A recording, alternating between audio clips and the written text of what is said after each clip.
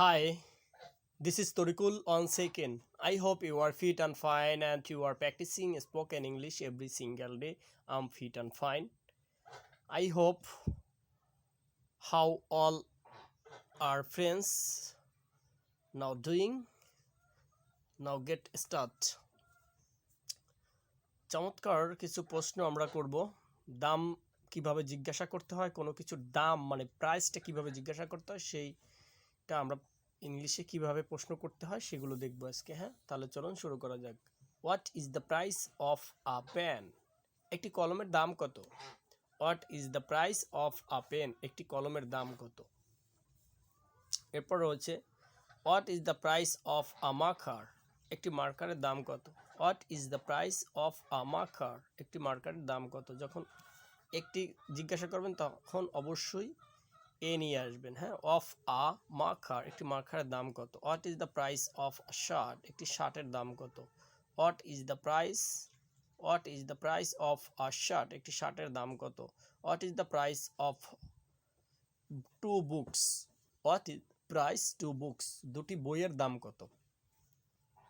তারপর দেখতে পাচ্ছি what is the price of two pens? দুটি কলমের দাম কত? What is the price of two pens?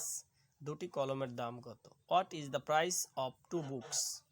What is the price of two books? দুটি বইয়ের দাম কত? তারপর দেখতে পাচ্ছি what is the price of two shirts? What is the price of two shirts? দুটি শার্টের দাম কত? দুটি শার্টের দাম কত? What is the price of a mobile? What is the price of a mobile? একটি মোবাইলের দাম কত? What is the price of a mobile? একটি মোবাইলের দাম কত? What is the price of a burger? একটি বার্গারের দাম কত? What is the price of a burger? একটি বার্গারের দাম কত?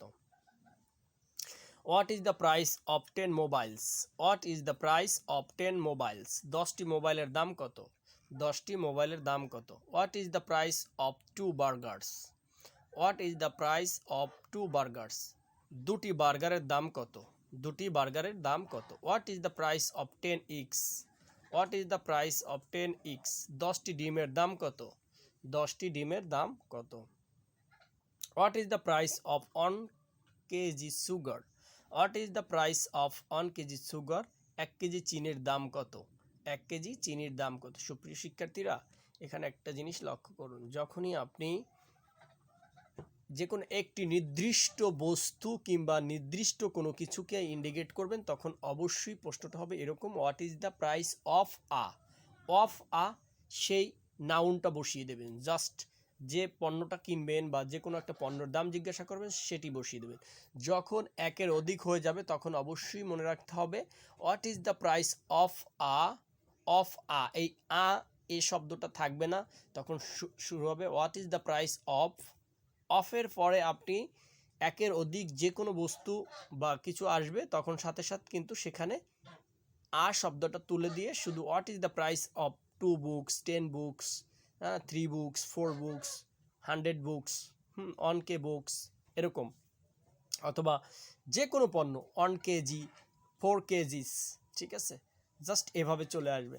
মানে একের অধিক যে কোনো কিছুকে যখন আপনি ইন্ডিকেট করবেন তখন কিন্তু আমাদের এই বিষয়টি কিন্তু এভাবে চলে আসবে যে আপনার আর এ বসাতে হবে না, কারণ একের অধিকে এ বসানোর। আর যখনই একটা বস্তুকে ইন্ডিকেট করা হবে তখন অবশ্যই আপনি এভাবে বলবেন what is the price of আ, সেই বস্তুটির নাম বলবেন। হ্যাঁ, দুটি ডিমের দাম কত? তখন আপনি বলবেন what is the price of 2 eggs? দুটি ডিমের দাম কত? হ্যাঁ, যখন একটি ডিমের দাম জিজ্ঞাসা করবেন what is the price of a egg?